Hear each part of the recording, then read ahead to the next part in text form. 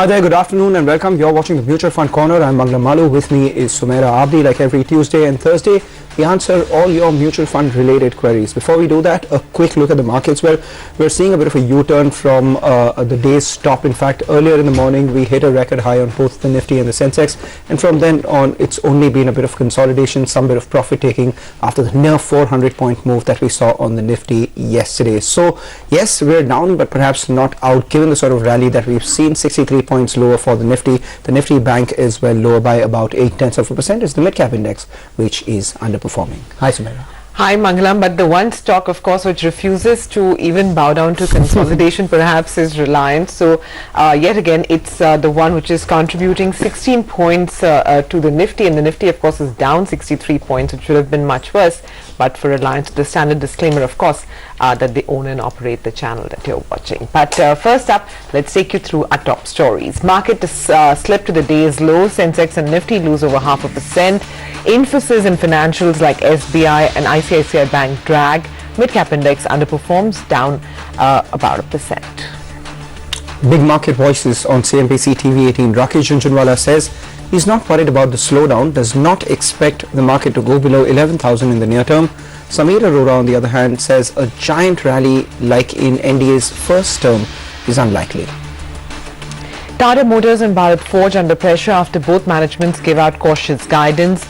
Tata Motors scales down their FY 2021 GLR EBIT margin guidance to 3 to 4%.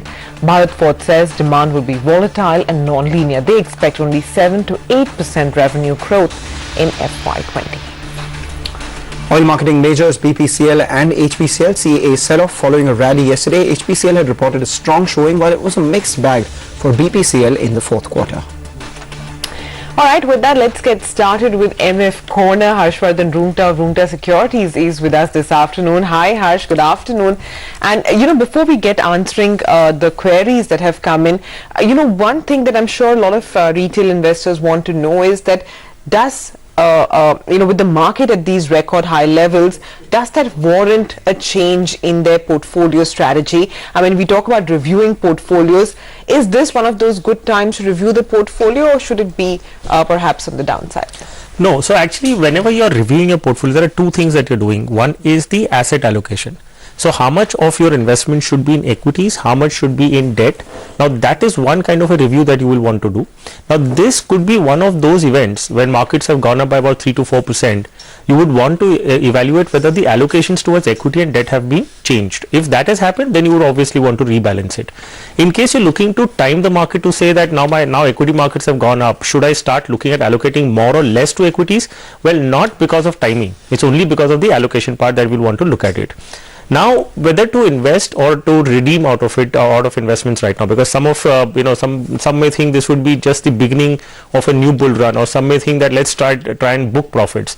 Well, that's not the approach that you will take. In case you have goals, like you've invested for retirement, for example, and your retirement is still 10 or 12 years away, there is no point in trying to time the market today. So, so reviewing would happen only in case you want to reassess your asset allocation and rebalance them, not because from a timing the market point of view. All right, sane advice there, and definitely a lot of our viewers would benefit from that. Talking about our viewers, we have a query coming in from Vikram Lotwala. He emails us. His query is that he has an investment in Tata PE fund. Wants to know if he should stay invested or redeem his investment in the fund. Well, he's been investing as an SIP since 2015, which is about 4 years ago. Do you think he should continue to be in this? So let's first just understand what this Tata Equity PE fund is. So this is a multi-cap fund, and they follow a strategy which is the value investing methodology. So the idea, the benchmark of this scheme is the BSE Sensex. Now when you look at the composition, the objective is very clear. The 70% of the portfolio will be constructed with companies whose trailing PE is less than that of the Sensex. So essentially the idea is that you're looking at companies who are available at reasonable valuations. Now when you look at constructing a portfolio, it's important that you have one such scheme in your portfolio which has a value investing methodology. Why? Because during sustained bearish or flattish phase, I mean there are times in the markets where over a period of 2-3 years the markets markets have been completely flat or they've been in a bearish kind of a scenario. Now in those times you will find that these kind of investments will work really well. Now unfortunately markets have been on a one side, especially starting yesterday. So in that case, I mean, you will find these kind of funds underperforming. But in any case, if you look at any company which is available at a high valuation or an unreasonable valuation, you will not find it to be sustainable over a longer period of time. So when you construct a portfolio, make sure that you have growth oriented schemes as well. You have value investing philosophy oriented schemes as well. So this could be one of those schemes in your portfolio. And within this space, if you're talking about the value investing methodology, there are a couple of other schemes as well. Of course, you will have the Aditya Birla Pure Value Fund, you have L&T India Value Fund. So there are a lot of schemes in this category. So what you need to first decide whether you want to be in the value investing category or no. If yes, within that category, Tata Equity PE Fund is a good. There's no reason for you to move only because seeing the last 1 or 2 years returns. So evaluate it in both parameters. And my suggestion is that yes, do have a value investing philosophy oriented scheme in your portfolio. And within that category, Tata is one scheme that you can continue to hold in your portfolio. Okay, so it's one of the schemes depending on your asset allocation. It should by no means be the only scheme. Absolutely. Okay, up next, Adil Darvesh has sent us an email. Now he's only 31 years old, but he has a pretty comprehensive portfolio that he has prepared. So he's been investing already for the last 3 years, Harshvardhan, and he can continue investing for the next 30 years. So it's not very often that we see somebody who has such a long time horizon writing in. He has pretty defined goals. Daughter's education for which he needs 70 lakhs in the next 13 years. His daughter's wedding for which he needs 60 lakhs in the next 20 years. And his own retirement fund for which he needs 4 crores in the next 30 years. And mind you, he has adjusted his goals to inflation. So that as well is good. He has some other insurance, etc. On the equity, on the mutual fund side, he is investing, I think, in close to about 8 funds, in which he's investing a total cumulatively 13,000 rupees. He also has his term plan, etc., which is taken care of. As well, he has planned to increase his allocation or his SIPs by 8 to 10% annually. So it looks like to me he has pretty much ticked everything. The only thing that remains to be seen now is his money in the right funds, and what kind of changes does that require? As well, is it enough to meet his goals? Yeah, so Sumaira, if you look at the entire portfolio, so from the allocations, from the thought processes, goal setting point of view, thumbs up to all possibly, you're looking at debt, you're looking at equity, you're looking at insurance, you have a critical illness, you're looking to increase your investments every year by 8 to 10%. All these are good signs of financial planning.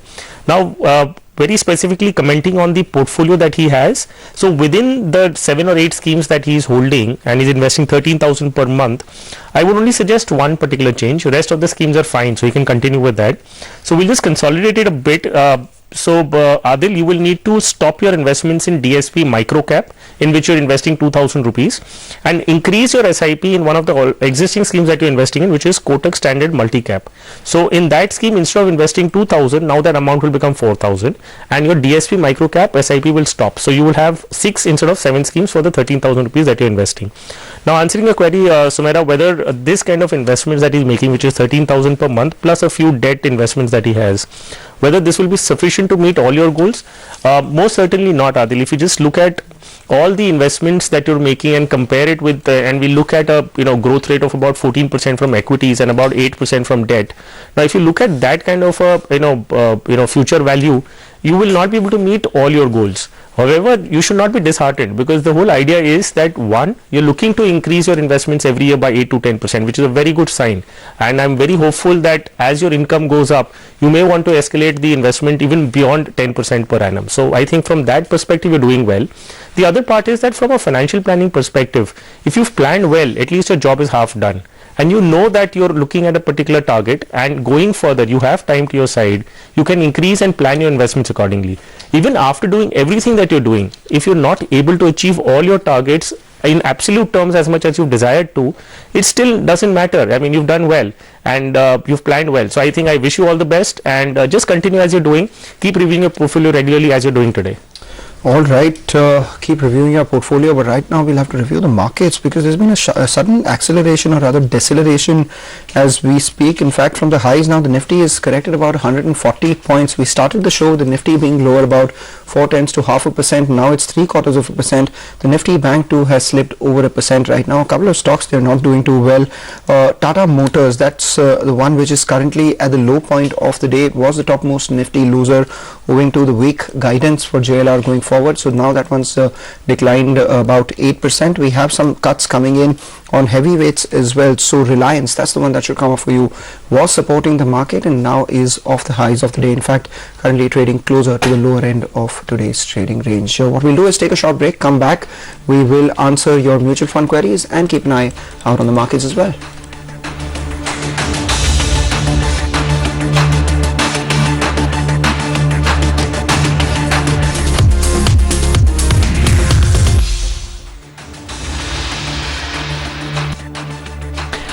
Hi, welcome back. You're watching the MF Corner, but for the market, we had seen a bit of a big dip come through, and HDFC Bank is one stock that we might want to keep on our radar. That stock as well looks like it has seen a big dip, yes, and a lot of it has actually come through just suddenly. But Uday Pote is our next viewer. He's written to us from Bhopal. And he says that he is invested in the HDFC Capital Builder Fund, SBI Blue Chip, as well as the HDFC Children's Gift Fund. He has from Axis, he has the multi-cap as well as the mid-cap fund. Now, he's been investing, roughly from about 2-3 years ago, and he has chosen the growth option in all of them. Now, over here, Harshvardhan, I don't know his age, I don't know how long he looks to invest for as well. What is the reason for investing? So if one were to assume a minimum time horizon of 10 years with the goal of just wealth creation, how would you rate his portfolio and would you advise any changes?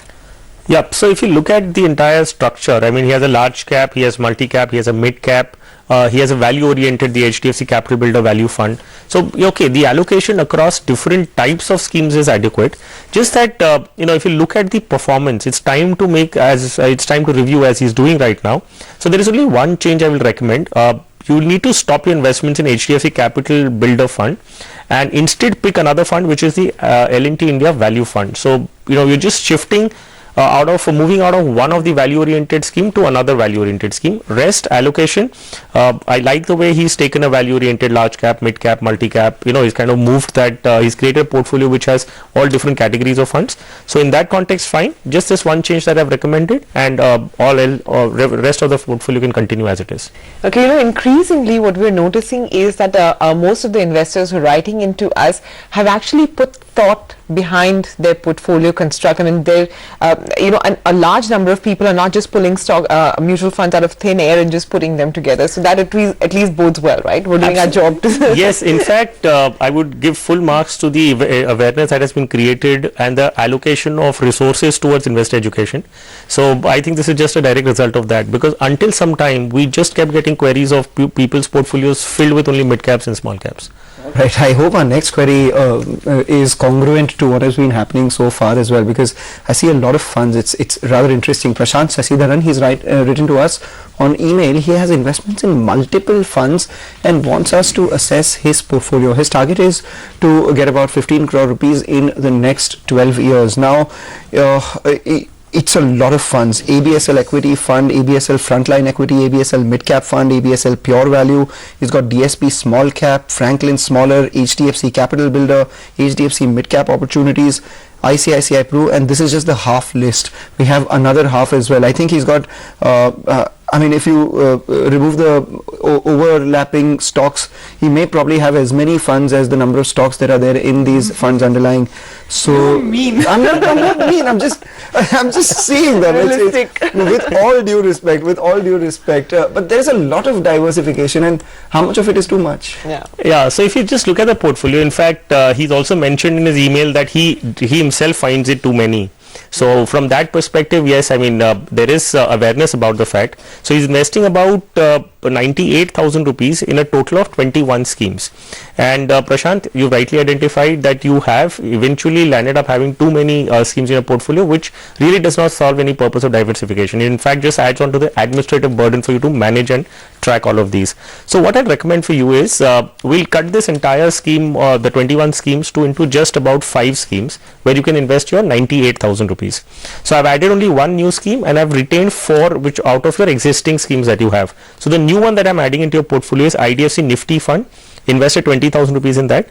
Rest 4 of the schemes that I'm going to say are out of the schemes that you have. So SBI Blue Chip Fund will be 20,000, Kotak Standard Multicap 20,000, ICICI Value Discovery Fund 20,000, L&T Midcap Fund 18,000. So this will give you access all through the different categories of schemes available in the market, and at the same time consolidate your portfolio to just about 5 of them. About your targets, you want to accumulate 15 crores in 12 years with this investment. So that's not going to be possible because we're looking at an average return of about 14-15% from equities, and if that were to happen, you can expect about 3.5 crores after 12 years. In case you still need 15, you need to increase your investments by almost 5 times. All right, that's the advice for Prashant. I hope you were listening in, and in fact it would have been nice actually to have spoken to him. We would have got a lot more clarity. Something on that? No, I mean we want to reduce. We have. Okay. All right, our final query today then comes in from Saurabh Arora. So he's written to us on Twitter as well. Now what he says is that he wants to create a folio online into direct mutual funds. Right now he already has a PAN card which is in the name of his HUF, for Hindu Undivided Family. He has a bank account as well. The PAN card that he has, which is HUF, is KRA compliant, but he says the mutual fund sites only want to accept an individual PAN to create a portfolio. Therefore, is it possible for him to invest in the current situation, and how? Yeah, so Sumera, there are 2 scenarios. The first one being that he wants to create a folio online for his HUF account. So in that context, most of the fund houses in fact do not permit non-individual. So HUF comes under the non-individual category to open and create a folio online. So in that context, if you wish to invest in your HUF's name, you will have to create a folio offline, which means that you will have to either go to one of the service centers of the fund house that you're willing to invest into, or you go to the registrar's office, which is CAMS and Karvi. So first leg is that you need to open your, you need to create a folio, which needs to be done offline. The second element is that you would want to invest in it then. Thereafter, you will want to invest. Now that investment also will not be permitted online. So you will have to invest in the offline mode, which is you'll have to actually use a paper form, or you'll have to go to the branch and then make an investment. Now the third element is that you want to invest in direct plans. So the question is, yes, you can choose to invest in a direct plan and do it manually, do it offline methodology. So you need to walk into the branch or a registrar and you invest in the direct plan of that particular scheme. However, to transact online, that will not be permitted to you. In fact, CAMS has this facility of online transactions, but only for corporates. They have this Go Corp facility wherein corporates can actually, invest into direct plans or regular plans through an online mechanism. But HUFs, unfortunately, you do not have that facility. So you can invest into direct plans, but you'll have to undertake the entire transaction offline. All right, thanks a lot for that. Hope that answers your question, Saurabh. And on that note, we'll also thank Harsh. Thank you for stopping by, taking the time out and helping all our viewers with their mutual fund related queries. But we need to take a look at the markets before we slip into that short break. The markets at the low point of the day. In fact, briefly, the Nifty also went past the 100-point loss, and as of now it's low by about 95 points. Sumera spoke about HDFC Bank, the big weight out there. We have L&T, which has now come off the highs of the day. Indiabulls Housing Finance not doing too well, and ICICI Bank as well. At the same time, the dollar rupee, our ticker team was telling us, is currently at the low point of the day. So the currency chart should come up for you as well. Let's see in the last hour of trade, because of the weakness in the rupee, do IT stocks come in and support or not? But as of now, things are not looking too good. We're lower by about 100 points on the Nifty, 300 on the Sensex. Take a short break, come back, we focus on the big market voices that we've been getting as well as the market itself.